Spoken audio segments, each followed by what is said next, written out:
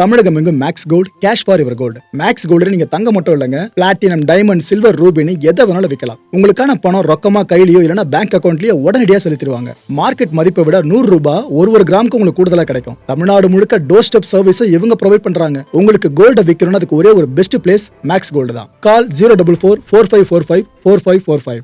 வணக்கம். Big topic with Karthik Mayakumar. அமெரிக்காவை இஸ்ரேலை சேர்ந்து ஈரான் அடிச்சுதா? ஈரான் திருப்பி அடிக்காதுன்னு யாரெல்லாம் நினைச்சிட்டு இருந்தீங்களோ அடிச்சிச்சு மக்களே. அதுவும் ஒரே நேரத்தில் மிடில் ஈஸ்ட்ல அமெரிக்காவோட பேசஸ் இருக்குல்ல, முக்கியமான பேசஸா தேடி தேடி அடிச்சிருக்கு. இதை பத்தி தான் முழுக்க முழுக்க பார்க்க போற நிகழ்ச்சிக்குள்ள போலாம்.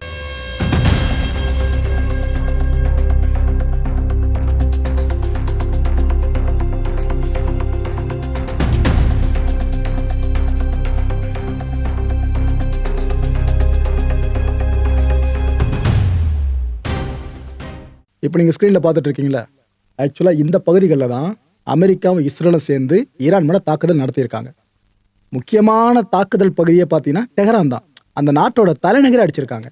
ஏன்னா அங்கே தான் எல்லா நாடுகளும் இருக்கா மாதிரி முக்கியமான அரசு கட்டடங்கள், மிலிட்ரி சார்ந்த ஹெட் குவார்ட்டர்ஸ் எல்லாமே இருக்கும் பார்த்தீங்களா. அதனாலே கரெக்டாக இங்கே அடிச்சிருக்காங்க. ஸோ ஈரானோட கீழ்ப்பகுதிக்கு பெருசாக அந்த தாக்குதல் எக்ஸ்பேண்ட் ஆகலை. ஆனால் இதுக்கப்புறம் ஆகிறதுக்கு வாய்ப்பு இருக்குது. இஸ்ரேலும் அமெரிக்கா ரிட்டாலியேட் பண்ணுறேன்னு பண்ணாங்கன்னாக்கா இந்த பகுதியும் சேஃப் கிடையாது.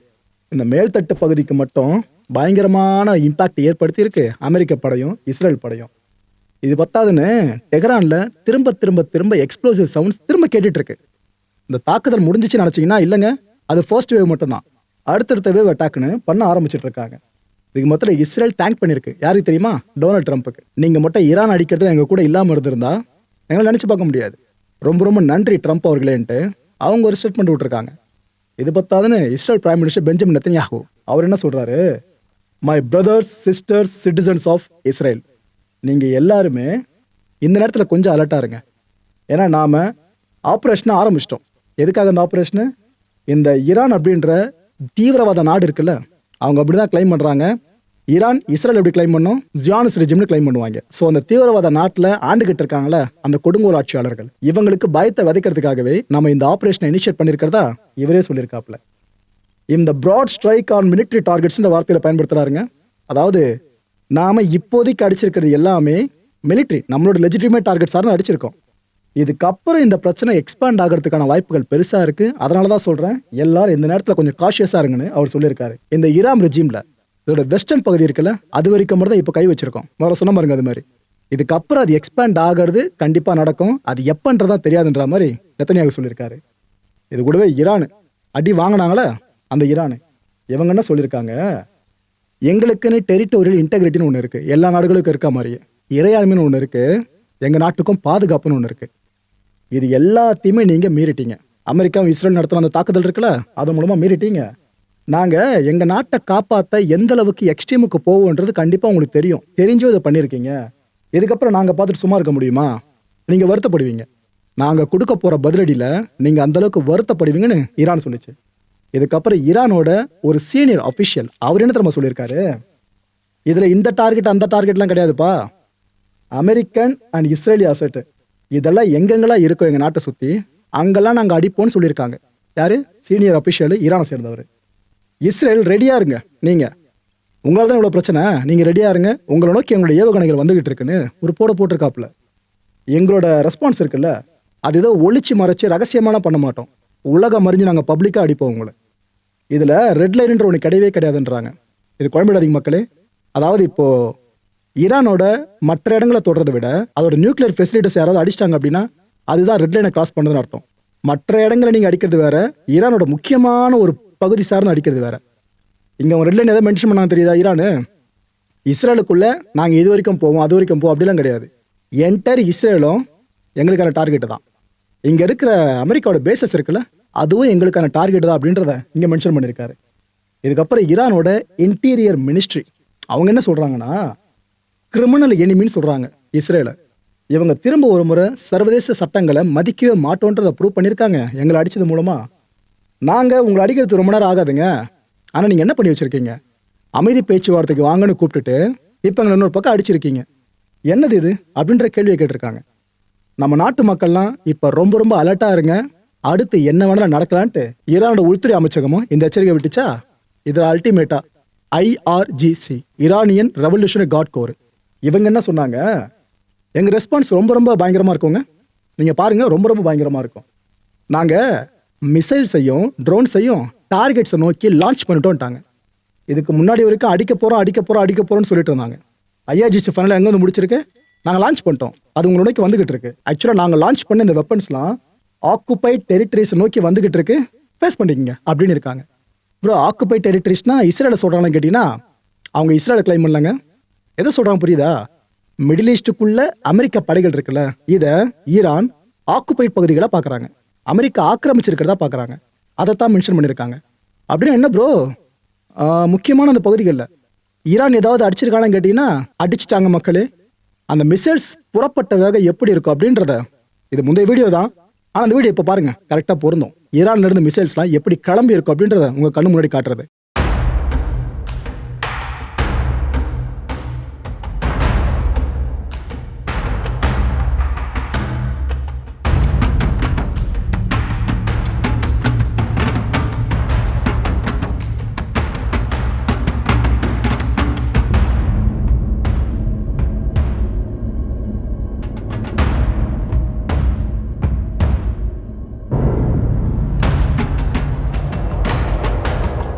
மிசைல்ஸ்லாம் கிளம்பிருச்சா?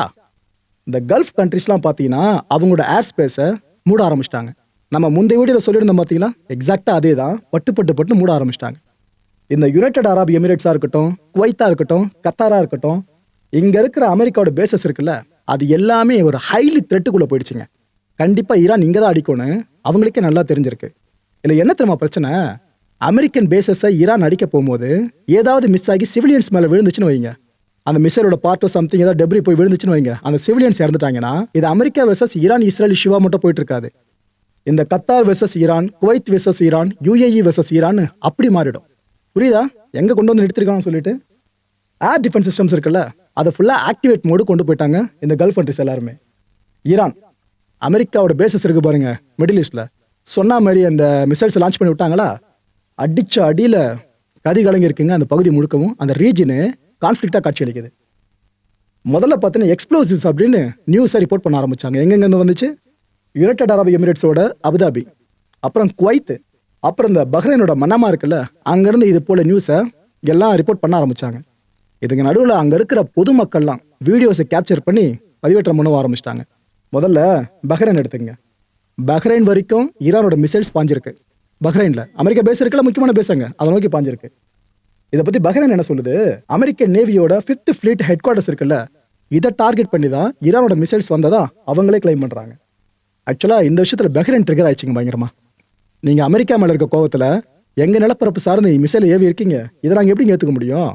எங்களுக்கும் உங்களை மாரியே சாவனிட்டி இருக்குல்ல, இறையாண்மை இருக்குல்ல நாட்டுக்குன்னு சொல்லிட்டு நாங்கள் எங்கள் மக்களை பாதுகாக்கணும்ல. ஆனால் நீங்கள் அதை மீறுற மாதிரி ஒரு சர்வதேச அப்பட்ட விதிமீறலை ஈரான் பண்ணியிருக்கிறத நாங்கள் ஏற்றுக்க முடியாதுன்னு அவங்க ஒரு பக்கம் கொந்தளிச்சிருக்காங்க ஈரானுக்கு எதிராக. இந்த அளவுக்கு கொந்தளிக்கிறாங்கன்னா அங்கே பெரிய அளவுக்கு தாக்குதல் நடந்திருக்குன்னு தானே அர்த்தம். பஹ்ரைனில் நடந்த விஷயங்களை இப்போ நீங்களே பாருங்க.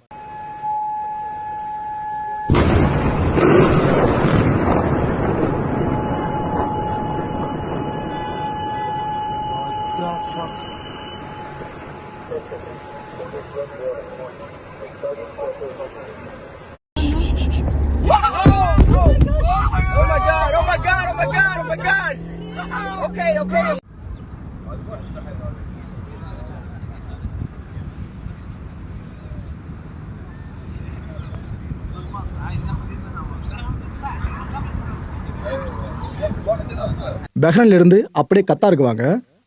கத்தார் தலைநகர் தோஹா இருக்கு பாருங்க, அங்க பிளாஸ்ட் சவுண்டு கேட்டு தான் முதல்ல ரிப்போர்ட் பண்ணாங்க. அதுக்கப்புறம் தான் தெரியுது அங்கேயும் மிசைல்ஸ் வந்து விழுந்திருக்குன்னு சொல்லிட்டு. இதை பத்தி கத்தார் அரசு என்ன சொல்லுது, இல்லைங்க எங்களோட நிலப்பரப்புக்குள்ள அந்த மிசைல்ஸ் வர்றதுக்குள்ளேயே நாங்கள் அதை இடைமறிச்சு அடிச்சிட்டோம் அப்படின்னு சொல்றாங்க.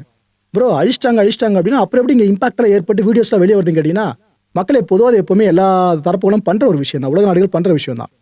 ஏன்னா எல்லா மிசைலும் உள்ள வர விட்டு நீங்க என்ன பண்றீங்க அப்படின்ற கேள்வியை மக்கள் கேட்டக்கூடாதுல்ல, அதனால இப்படி சொல்லுவாங்க. ஆனா அவங்க ஒரு 100 மிசைல்ஸ்ல ஒரு 80 மிசைல்ஸ் இன்டர்செப்ட் பண்ணிட்டாங்கன்னு வைங்க, 20 மிசைல்ஸ் இம்பாக்ட் ஏற்படுத்தாமையா இருக்கும். அது போல கொலாட்ரல் டேமேஜ் மாதிரி தான் ஒன்று ஏற்பட்டு இருக்கும். கத்தார்லையும் அதே நிலைமை தான். ஈரானோட வெப்பன்ஸ் கத்தாரையும் பதம் பார்த்துருக்கு.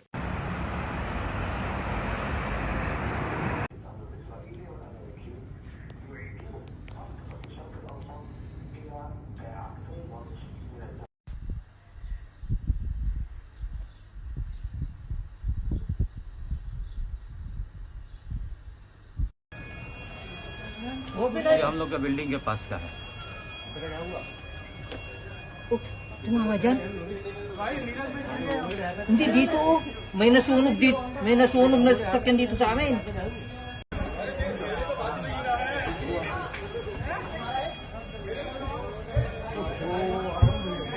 गाड़ी पे गिरा? हाँ, गाड़ी पे गिरा?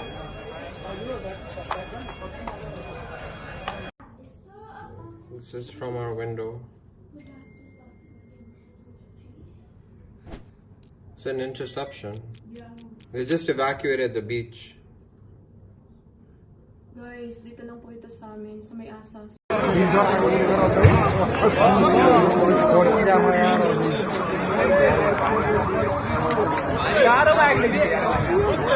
गाड़ी सारी bike side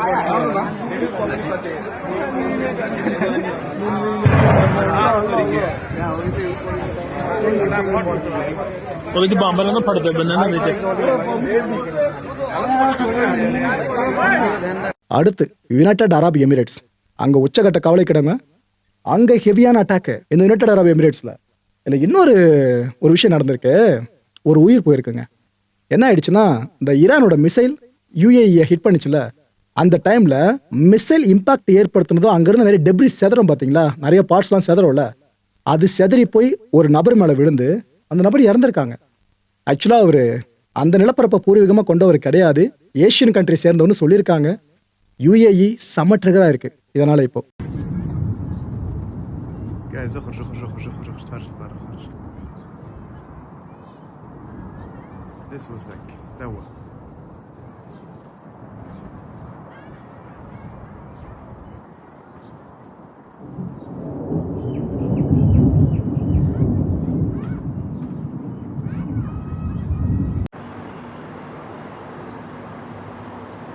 Oh my God! Di ba lese bumim? Se non venisse bumim, se non finim. So entire gulf region இப்போ எப்போ ஏற்பட த்ரெட்டில் இருக்குது பார்த்தீங்களா. இது மட்டும் இல்லாமல் ஈரானோட அடி இருக்குல்ல, அமெரிக்கா மேலே இருக்க கோபத்தை வெளிப்படுத்தணும்னு சொல்லிட்டு எதை பற்றி யோசிக்காமல் திருப்பி அடிச்சுக்கிட்டு இருக்காங்க பார்த்தீங்கன்னா தைரியமா. இதோட விளைவு பல இடங்கள்ல மிசைல்ஸ் வருது, விழுது, இம்பாக்ட் ஏற்படுத்தி புகையா கிளம்புது. இதுதான் தொடர்ந்துகிட்டு இருக்கு கல்ஃப் முழுக்க.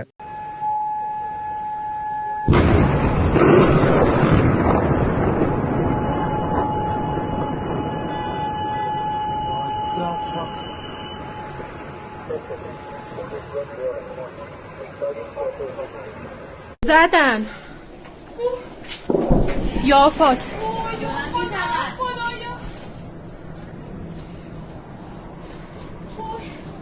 سمت بیت و ریاست جمهوریه ته چیزه